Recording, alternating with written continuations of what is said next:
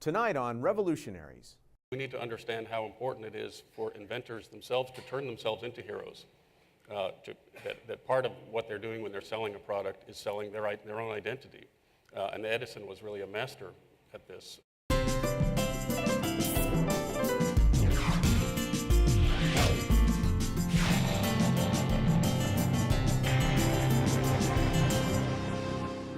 In his book, The Age of Edison, historian Ernest Freeberg examines the revolution in American life enabled by electricity and the incandescent light.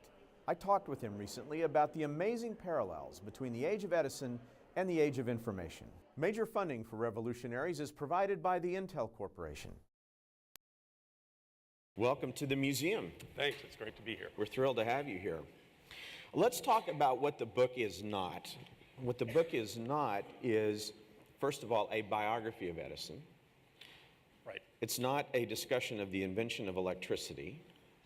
It's not a discussion of the competition between Edison and Tesla, which is a favorite subject around here. But we're not going into that today. But what it is, and what I love about it, is it's a social and to a great extent also a technological history of the incandescent light and the enormous impact the lighting of America had on our society and on the world. That's right, and I think it's in many ways a foundation of the modern economy that we live in and shaped our lives in ways that are often invisible to us just because the light is so ubiquitous. Did you have a theory about Edison going into this project? Well, I think I began with the premise that shows up in our textbooks that Edison was the inventor of the light bulb. I was not so much interested in Edison's role as I was in sort of what happens when the light bulb leaves his laboratory and goes out into, but looking at what Edison actually did, I began to realize that the actual story of his invention process was a lot more complicated and interesting than I had expected. And you use the phrase about past examinations of Edison as often being, in your words, more hero worship than history. And while I want to get into the process of inventing in a minute, because that's a very important topic for us, why as a historian do you see it necessary to make that distinction? Well, I think partly we need to understand how important it is for inventors themselves to turn themselves into heroes. That part of what they're doing when they're selling a product is selling their own identity. And Edison was really a master at this. People, gave him this phrase, the Wizard of Menlo Park, and he cultivated that very, very conscientiously. And it was a very powerful tool for him in order to develop funding and to get the world to trust him that it would be a good idea to put this powerful, deadly force of electricity into their houses. And it did turn out to be a pretty deadly force in the beginning. We're going to talk about that. Back to this hero thing, too, for a minute. So there are parallels to the way that you talk about the evolution of Edison finally perfecting the incandescent light, and the way that we often talk about the evolution of computing as well. And you've actually spelled some of these out, and I just want to get you to talk about those for a minute. First of all, you talk about and debunk, really, the notion that most great progress stems from the single brilliant inventor alone in the lab, that there's a eureka moment, there's this flash of brilliance, and that the innovation happens in that isolation and not so much in an ecosystem. All three of those things you take on early in the book, and you say, that's not really what happened. It wasn't true in Edison's time. Can you talk a little bit about that and what you learned?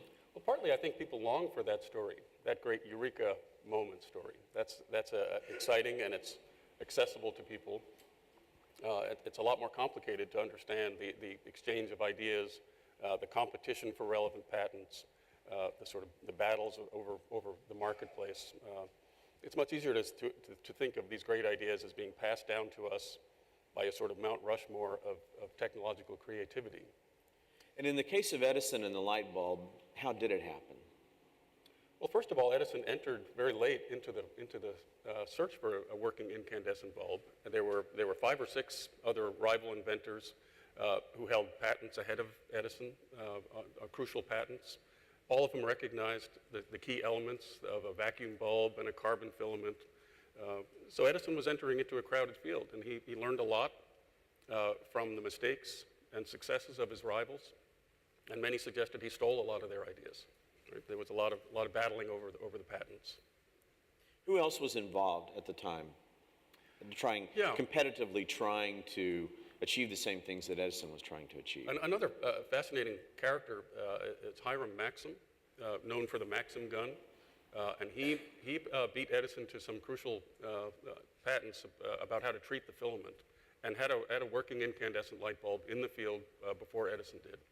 Joseph Swan in Newcastle, in England, also was working for years on developing a working light bulb, and actually put one into the field, lit his house, lit a nearby mansion, set up the first outdoor street light in front of his shop in Newcastle, and had a patent 6 months before Edison did. So there were many people converging when the big test of this was in Paris at the Electrical Exposition. And Edison won the day when he arrived with this, but he was there with 5 other people who also had working incandescent lighting systems right at the same time. And were they all aware, as inventors might be aware today, of each other's work? Yes. And the progress they were making? Yes. And there were at least a dozen if you go back. The first person to identify the possibility of incandescent light was Sir Humphrey Davy in 1810. And once he demonstrated that, people were trying to do this for years. And they didn't quite have all the pieces together. It really converged in the 1870s. But for more than a half a century, people were trying to create the incandescent light. What do we know, or what did you discover about the way Edison felt about these other incremental stages of progress that other inventors were making? Well, I suspect, like many other inventors, he had a real sense of rivalry. He announced quite arrogantly that when he entered the field that he had figured this out in a way that nobody else had. And his first big breakthrough was to suggest that they were all wrong because they were trying to create a carbon filament bulb, and he was going to create a titanium bulb. And when he announced this, stock markets for gas around the globe plummeted because people were so convinced if Edison says he can do this, surely he can. Turned out he was wrong, and 6 months later he had to say, I think I'm going to go back to carbon with the rest of the crowded field. And as we get into the discussion of the technology, let's talk a little bit about a really wonderful phrase that you have early in the book, which is that Edison invented a whole new style of invention, that he almost invented the modern way we think of innovation happening. Yes, that's often been said, that his model at Menlo Park was to create the first sort of research and development laboratory, where he often was very, very critical of college education, and was sort of proud of the fact that he was largely self-taught. But he knew enough to go out and hire university-trained mathematicians and people who understood the latest chemistry to help him in this project. He also had to hire technicians who could realize his ideas. A glassblower, for example. He needed somebody who was able to realize the various ideas that they wanted to experiment with. So it really was the entire team working very collaboratively, very intensively. But Edison was the guiding intellect. Many of them knew a lot more about their particular specialty, but Edison was the one who set the agenda. And also was the one who had to negotiate with the capitalists in order to get the money to pay for what turned out to be a very, very expensive research and development process. When Edison launched this, he called this an invention factory. And he promised that he was going to come up with a minor invention every 10 days and an amazing breakthrough every 6 months. He wasn't sure what those things were or what field it was. He was just going to create great ideas. He just announced this to the world. Yes. It's almost like the Moore's law of invention. I'm just going to continue to roll these things out. Yes. Well, he had 2 other things. You mentioned one, access to capital, both from the public markets and from his own considerable wealth at that point, because he was making tremendous royalties off a number of other inventions, not least of which was the phonograph. And wasn't he investing a lot of that back into his own R&D? The big chunk of money he made was from the telegraph, because he had started as a lowly telegraph operator, learned the business, and figured out how to send transmissions both directions on the same wire, which was a very, very valuable patent for Western Union. He got a good payoff for that. I don't think he made as much with the phonograph because people were fascinated by the phonograph, but they didn't really know what it was good for. It took quite a long time. People said this is his most ingenious but useless invention. People bought tickets to see a phonograph on stage, but once you'd seen it, what's it good for? And it took a while for people to recognize that music was the great use for it. Edison, being deaf, didn't think about the value of music. Must have been thrilling to sit and watch a phonograph on stage play a cylinder. Once. And then the other thing that he had was a real commercial sense. He wanted to invent things that had commercial potential and really put them out into the market. Absolutely. He was not a scientist. He drew very heavily on scientists. He did the thing which many American inventors were doing at that time, which was to borrow very heavily from European scientists, to take their ideas and find ways to make them much cheaper and more effective and put them into the marketplace and sell them around the globe. So that was very, very important. And Edison, very often, even with the electric light, he had to go out and was always frustrated with the lack of capital support. So he had to very often go out and create his own electrical manufacturing companies, for example. And he had to market this. He had to work out the aesthetics of electric light to try to convince people that this was not just going to be a more efficient light, but that it could be beautiful in ways that gaslight could not be. So let's talk about the technology itself and drill down into this just a bit. So talk for a minute about what was available at the time. What was lighting Europe, America, the average home, and the problem that Edison was trying to solve for? Right. People often said that in the 19th century, people were hungry for light. People were moving into cities. The buildings were getting taller. Coal smoke was covering windows, and there was an enormous hunger for light. We see that in the spread of the whaling industry initially, the development of kerosene in the 1850s, and gaslight from coal, which was an enormous and very heavily capitalized, powerful business. That was really what Edison was taking on. Everybody recognized that people wanted light, that they would pay an enormous amount for light. In the case of gas, that they would put up with terrible inconveniences in order to have the benefits of light. And Edison knew there was a market there. And in fact, in the major cities, gas lights were actually pervasive, weren't they? I mean, They were. They were throughout Manhattan, Pittsburgh, Philadelphia, Yes. Baltimore, Boston. Right. And it was a terrible technology. The gas had to be kept under pressure in large tanks, often kept in poor neighborhoods, and they would explode periodically and cause terrible destruction.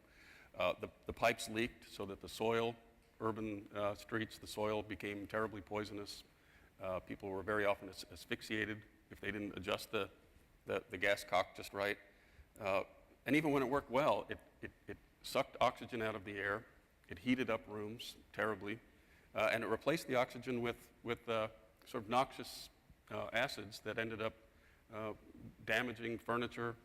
If you were wealthy enough to afford gaslight, you also had to be wealthy enough to replace your furniture every couple of years because of the damage that the lights were going to do to your leather bindings and fabrics and so forth. So there was this tremendous hunger for an alternative to this. Yes, and everybody knew that, and so they were. Edison was struggling in a market. Everybody knew there was a lot of money to be made. Did Edison and the other inventors that you named, did they come to the incandescent solution naturally? Was that the first alternative that they felt really would be workable and marketable?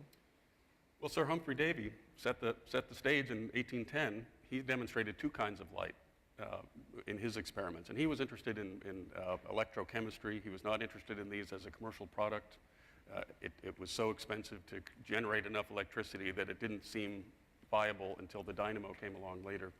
So Davy demonstrated incandescence, but he also demonstrated the arc light, which was a much more powerful, bright light. Rather than using a filament, it uses two carbon rods kept just close enough so that the powerful current jumps across the gap and creates a light that's many thousands of times brighter than an incandescent bulb. Why did Edison choose one and not the other to pursue as a way of perfecting this? Well, somebody beat him to the arc light. The person who really lit downtown streets in America was Charles Brush. who was had a similar trajectory in his life. He grew up on a farm outside of Cleveland. Like many young men, he was largely self-educated. He had access to Scientific American and Popular Science Monthly and was hungry for this sorts of information. And he, following the magazines, figured out how to make his own arc light. Europeans were experimenting with this in Paris particularly, and he figured out how to make one that was cheaper, more efficient than anybody else had done before. So Charles Brush, when we think about the Great White Way, the broad lighting up of Broadway and these in public streets, that was all done by arc light, and Charles Brush really had not just the American market, but the global market covered very quickly. Well, and the way these arc lights were deployed is amazing. You've got these illustrations in the book of these massive towers that were built in the hearts of cities, and they just bathed everything from a single tower, almost like a lighthouse. Yeah, one of the exciting things about invention is good ideas that go bad, you know, and this was clearly one of those. San Jose being a famous location for one of these towers. And because arc lights were expensive, and because they were so brilliant, the idea was you could just create one single artificial moon above the town, and that would rather than putting a lot of lamps down low. And often when you erected one moon, you discovered that it cast terrible shadows. There were large swaths of town where it didn't reach, so you had to do another tower and another. You know, Detroit was the sort of the high water mark of this idea. They had to put up 70 separate towers to try to hit every spot in town. And it worked so badly that pretty soon the towers started to fall down in the high winds, and they just let them go. So the individual solution was the solution being sought after with this refinement that Edison and his other competitors wanted. That's right. What they called to make the light divisible. It was one thing to make one massive light of many thousands of candle power. It was another to break that light up into little usable pieces that you could bring indoors. When they brought the arc light indoors, which they tried to do often at fancy balls or those sorts of things, the light made everybody look so cadaverous. You know, every wrinkle and gray hair stood out. You know, so many people, after attending an event with an arc light, said, "I'm never going near electric light again." Somehow I'm thinking of mainframes versus PCs here, but it's just us sitting in a computer history museum, I guess.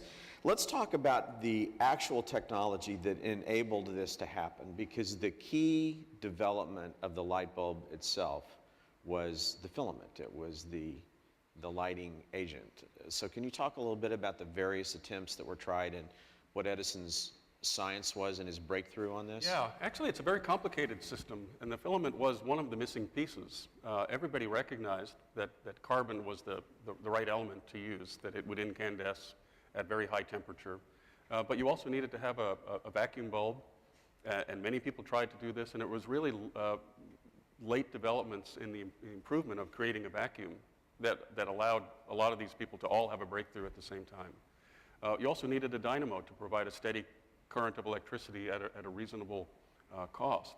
So when Edison developed the filament, he was also working on the entire system. That's part of what made his system so successful, was that he was thinking not just of the missing piece, but of an entire integrated system that could go into the marketplace. He did. He envisioned the whole thing from end to end. Yes, even the meter, right? He had to figure out how to charge customers, make sure they knew they were getting a good deal.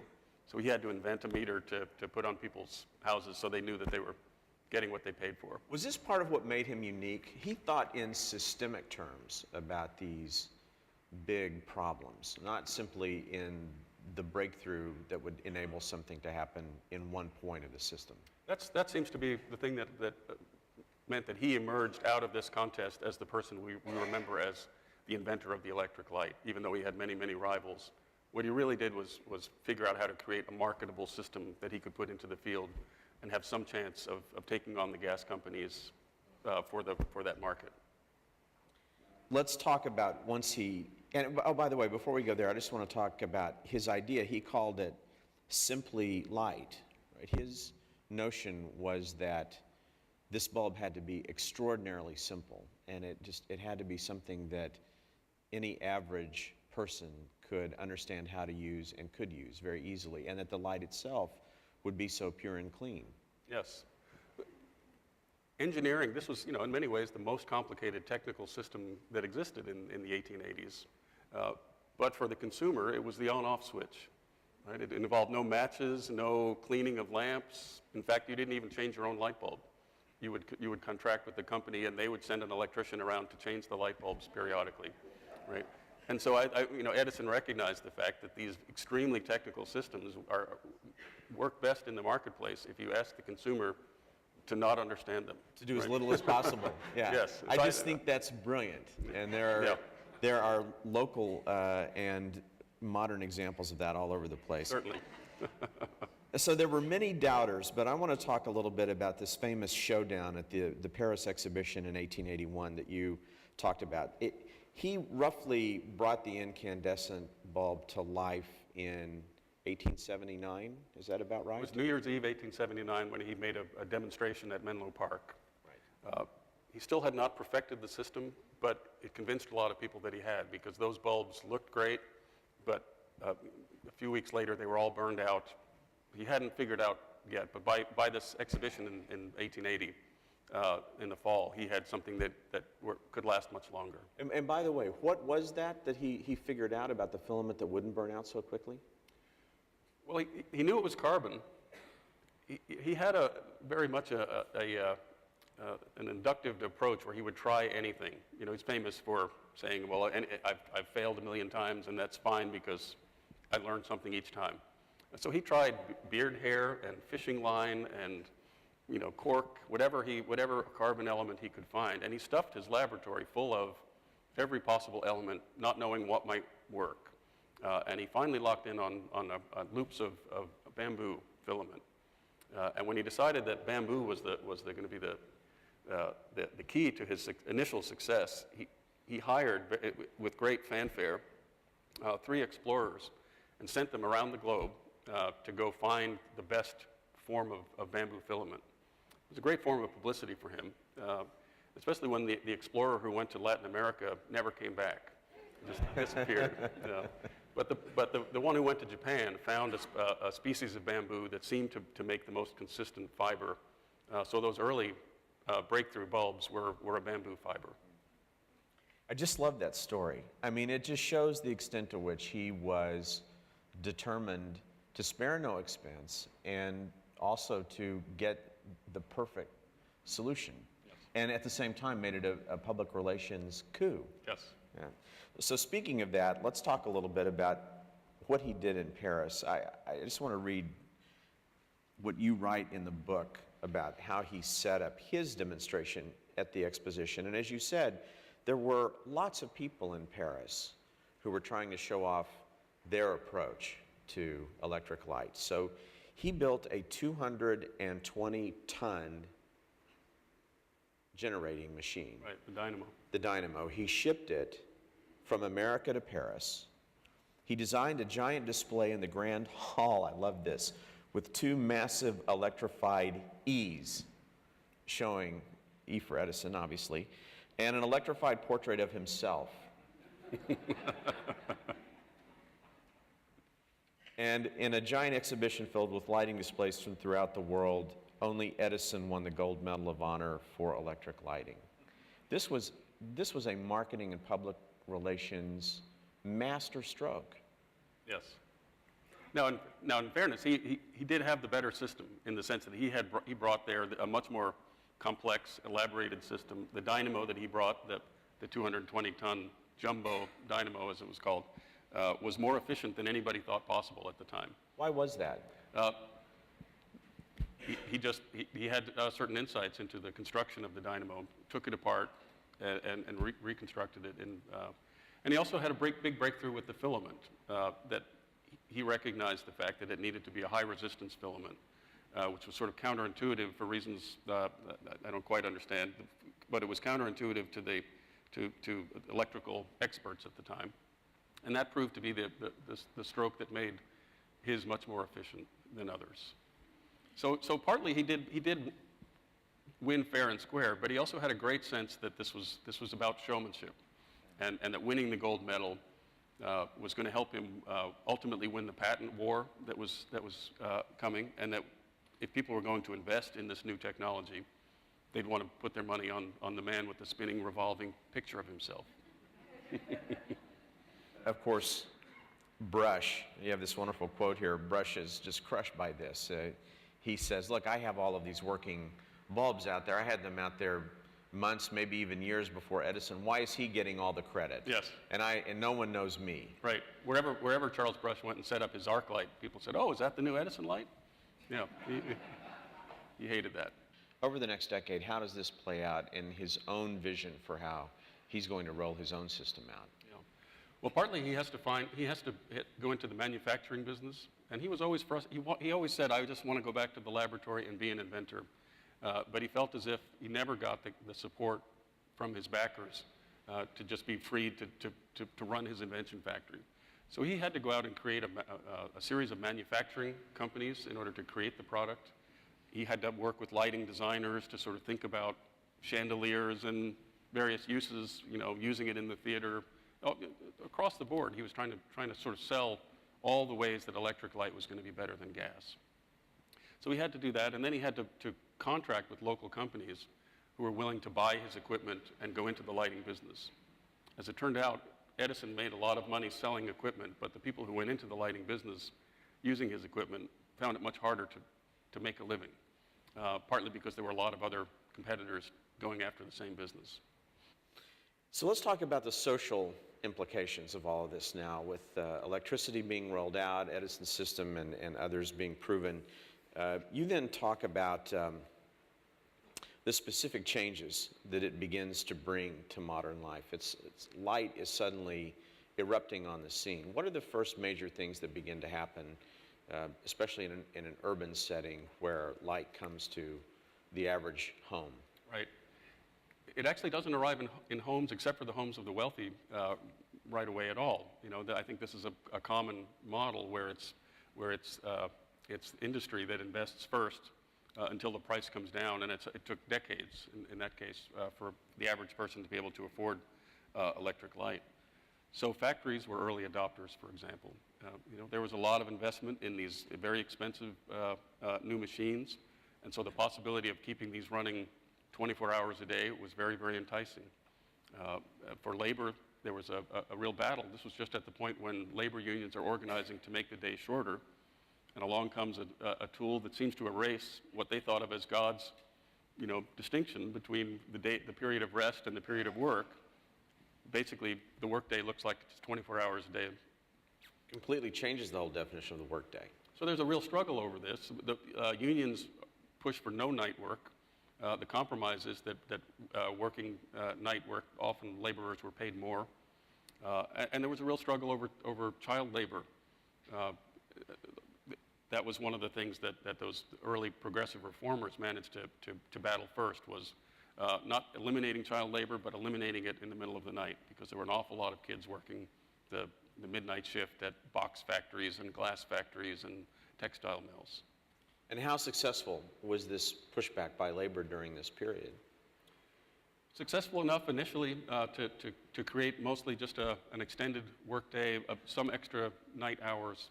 It especially was important for the transportation industry, where it did create a 24-hour-a-day transportation delivery system. Up to that point, train travel was very limited at night, because passengers didn't want to trust themselves to a train that couldn't see down the track very far, for understandable reasons. There were terrible problems with ships at sea. The seas were very crowded in this period. New, very powerful steel-hulled ships moving much faster and also colliding into each other. So electric light made sea travel much safer in this period. And so things like freight depots stayed open 24 hours a day, making possible this sort of delivery system that accelerated the economy in this period. Many workers loved the electric light. It clearly was dangerous to workers in terms of opening up the possibility that the workday would never end. But office workers, people working in any sort of skilled occupation, postal clerks, they were so happy to not be working under gaslight that they welcomed the electric light. And safety, you spend a fair amount of time talking about safety in the book, not about safety of working with electricity, which I want to talk to you about in a minute, but just making cities safer, making neighborhoods safer, the fact that light could be brought not from a giant arc light like an artificial moon, but really to the street level. Yeah, they like to call it a street light, a policeman on a pole. This was a way to open up spaces so that working people, when they got off work at night, could enjoy parks and skating rinks and toboggan slides. And I mean, it really opened up the city, made it available in a way that was inconceivable up to that point. Now let's talk about the kinds of professions that had to be invented, because it's very easy to forget today that, as you point out in the book, there were no electricians, there were no standards bodies. Electrical engineering was an entirely new idea. There were no electrical engineers until this all started to come about. Architects building buildings with electricity and lighting in them, city planners, as we've been talking about. There was a whole generation of jobs that opened up as this phenomenon moved forward. Right. I mean, Edison, one of the other things he had to do was create a school to train his employees about how to use electricity. And then there was increasing pressure on universities to develop the first electrical engineering programs. Many cities had what they called electrical clubs, where a young man who wanted to get into this exciting new field would pay a small membership fee and would get to hear lectures on a periodic basis, and very often they'd have a little laboratory room in the back where they could try experiments, that sort of thing. But it was largely people who were self-taught in that first generation, which produced an awful lot of safety problems. People were learning the hard way.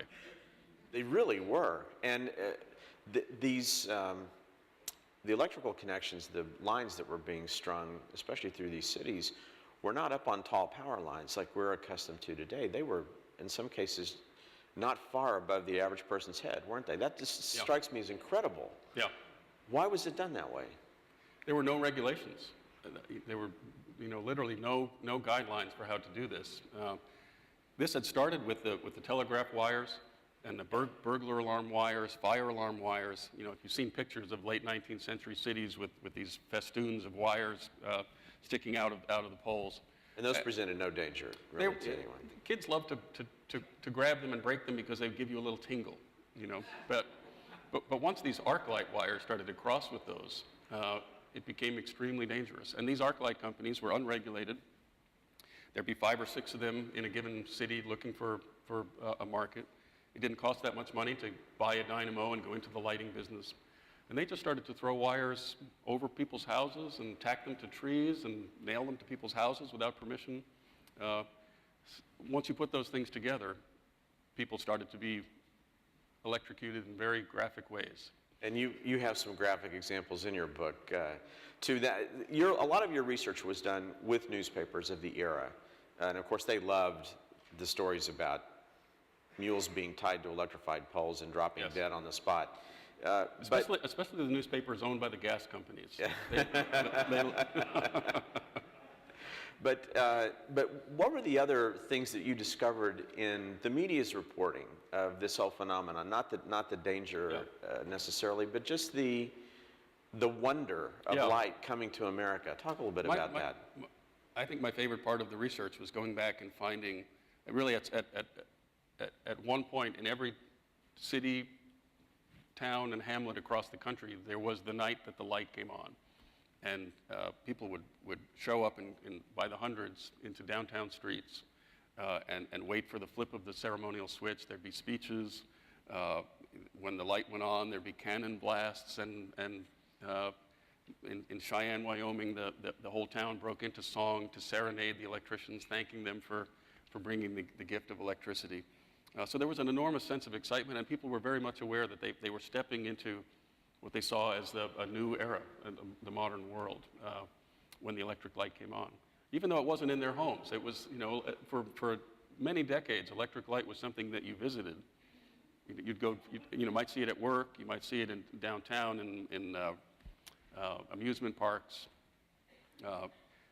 It would be in the city square, but you'd go back home to a kerosene lamp or a gas lamp. What was the social impact of that kind of distinction between homes that could afford electric light and homes to which it came much later? Yeah.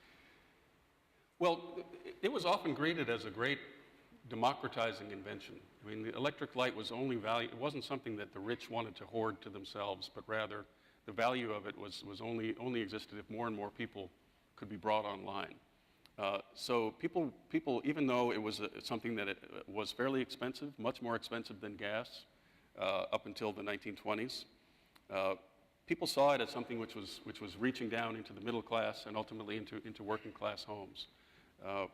At the same time, it did sharpen a line between the haves and the have-nots electrically, especially in the growing division between rural America and urban America in this period. Well, these are the years when Americans moved from thinking of themselves as Jeffersonian farmers to thinking of themselves as part of an urban nation. And electric light really created a very sharp divide between the old world and the new one that was emerging. And you can see time and again in the journals, especially farmers' magazines and journals, that they're very aware of the fact that somewhere out there are cities where people are staying up late and going to night baseball games and Coney Island, and there's a whole world that they're missing out on. So that distinction was there right from the start. And what's happening to Edison at this point? Is he now being hailed as the genius of the age to an even greater level than he had been at that point, because now the democratization of light was making his own image that much greater? Yes, it's an interesting story, however, because he was so committed to the DC power system, and that is replaced very, very quickly by the AC power system. Westinghouse takes over, and Edison himself, because he's sort of bet on the wrong horse, loses control of the Edison Electric Company, and it merges and becomes General Electric. Ironically. That's right. So he is really out of the lighting business within a decade, and in fact vows as he's leaving the business, as he gets a very nice payoff to do this, right? And he says, "Oh, I'm going to take my money, I'm going to go back to inventing, and I'm going to come up with something that's so amazing that nobody's ever going to remember that I was associated with electric light," which didn't happen. The spurned entrepreneur. Yes. Kicked out of his own company. Yes. Yeah. So he continued to be remembered as the great expert on electricity, and spent the rest of his life as sort of a scientific pundit. Everybody wanted to know what Edison thought about whatever new technology came along, and he was happy to play that role. How vigorous was his fight on this whole direct versus alternating current battle? He's most famously known for pushing the idea of using the electric chair for prisoners as a way to discredit. He insisted if you're going to do that, you have to use Westinghouse's AC system, because that's going to work best to kill people. And to demonstrate this, he would also, he had an assistant who would round up stray dogs, and any journalist who would be willing to watch, he would electrocute them in order to demonstrate this. Now, that's a side of Edison we're really not that familiar with. Yeah. Well, he was a ruthless competitor, as they all had to be. At the time, though, however, Edison thought that these people who were being electrocuted in the streets, they were dying from AC power from these arc lights. Edison felt that AC power was reckless, that it would discredit the electrical industry entirely.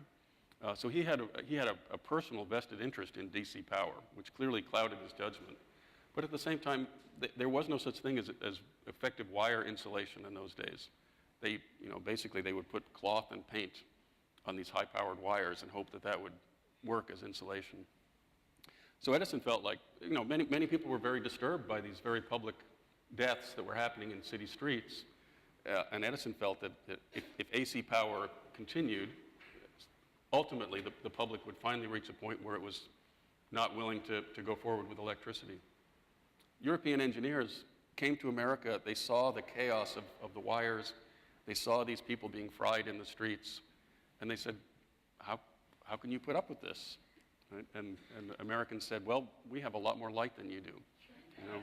It's a fair trade. We lose a few, but we have more light in the United States than all the rest of Europe combined. Isn't it true that some people were actually afraid of wiring their homes? Isn't something that held this back? Does it have something to do with people just not wanting electricity to come in because of the danger that it represented? Yes, although everybody recognized how nasty gaslight was, So in comparison, people saw electric light as safer and cleaner. But still, yes, there was a resistance to putting this deadly force into your house. That was especially a problem initially. I mean, the most famous story about that is that when Edison installed his first system in the Pearl Street station in Manhattan, one of the early adopters was one of the Vanderbilts and installed this. Rather than ripping up the walls, they would sort of run the wires up along just tack them to the walls. And it interacted badly with the metallic thread in the wallpaper and basically set the room on fire, of one of his major backers. The other backer, J.P. Morgan, wanted one of the first desk lamps. So he ordered a specially designed desk lamp.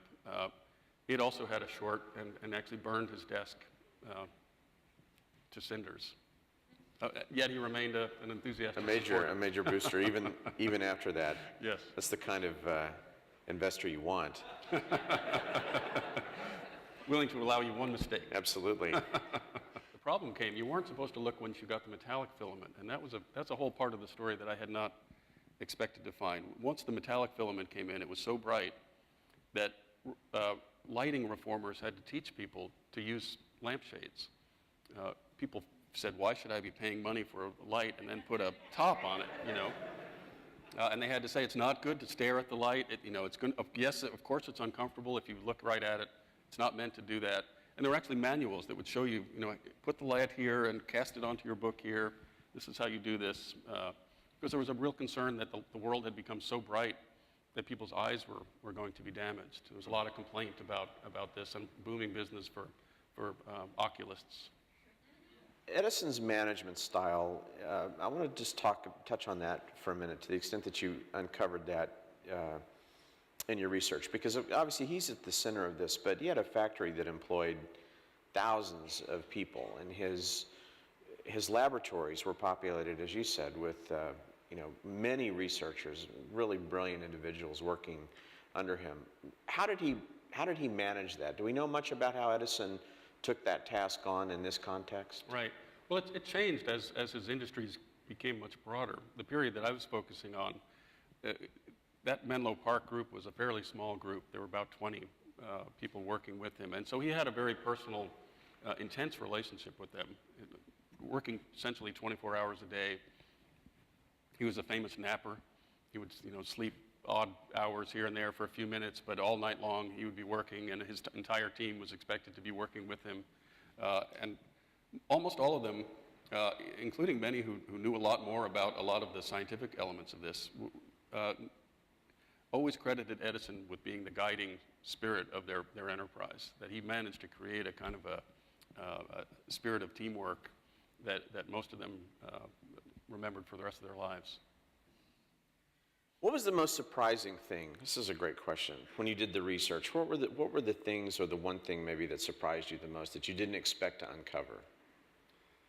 I think it was the development in this later period of this movement of illumination engineering. In the early 20th century, people decided there was too much light, and the entire focus had been on maximizing the amount of light for the minimal amount of coal burned. And suddenly there was so much light that people began to think differently about shaping the light. And it's really at that moment that a whole nother level of invention of the electric light occurred, as these illumination engineers tried to work out the details of what each interior space that we move in and out of ought to feel like.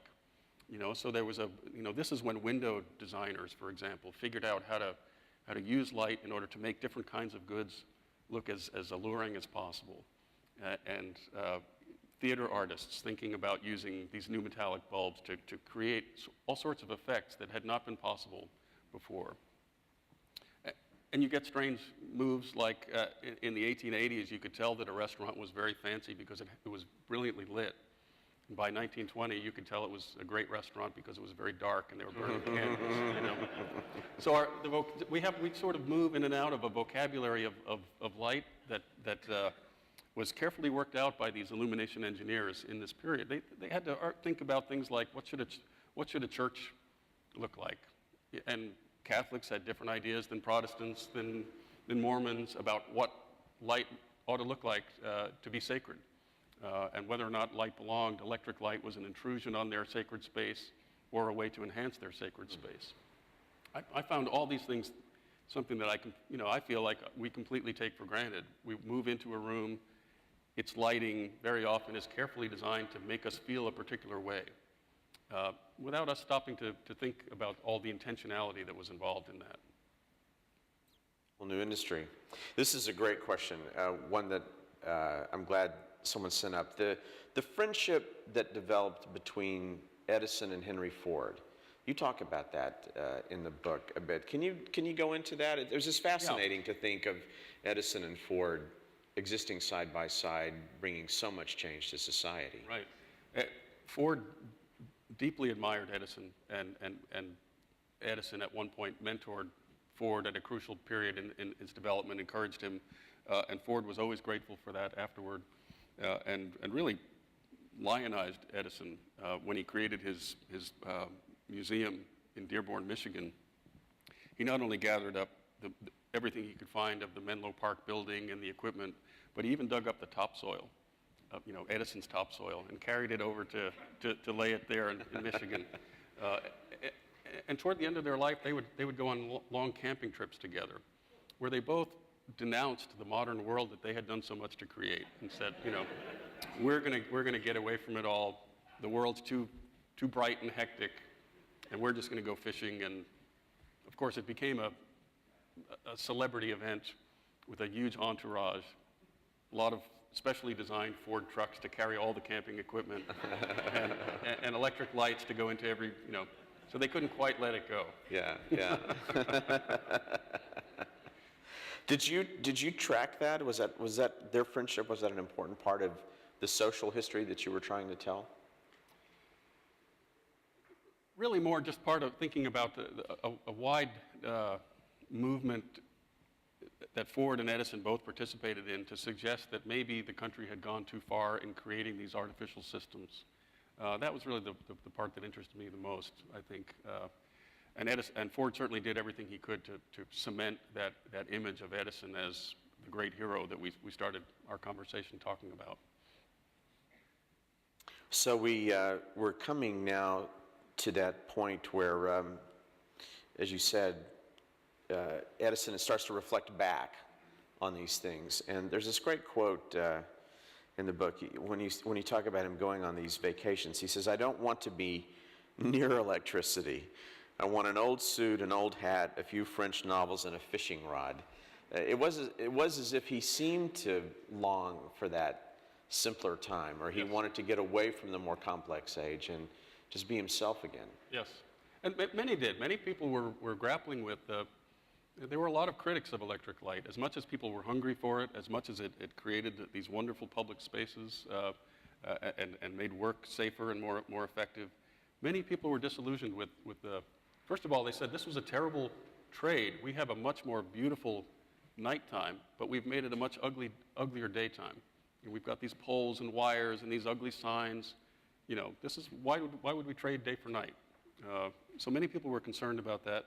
They were also concerned about the sort of psychological effects of people who said that people were staying up too late, the sort of things we know now about the disruption of the circadian rhythms and sleep.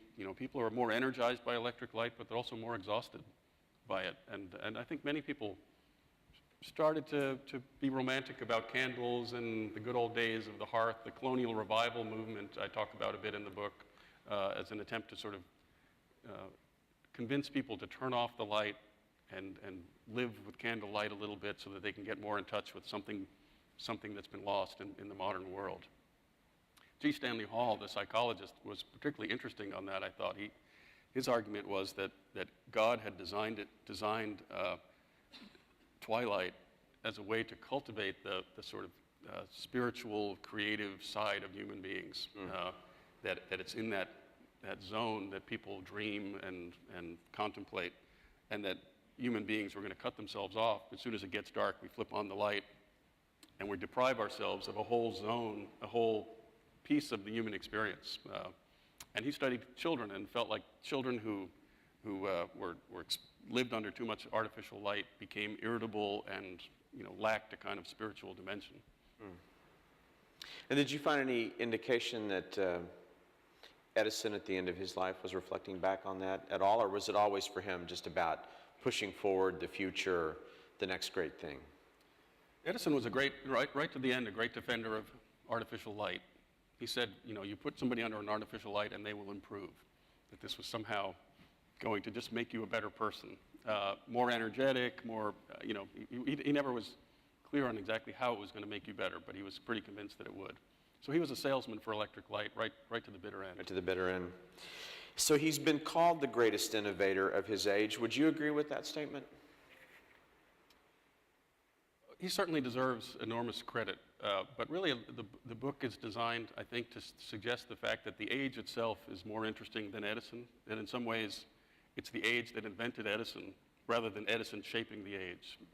And Edison is obviously an important figure, but in many ways is important because he's representative of a much broader sort of enthusiasm about invention and a sense that human beings had entered a new stage in human history where invention is not just something that comes along once in a while, but that you can actually create a factory and just churn out new ideas all the time.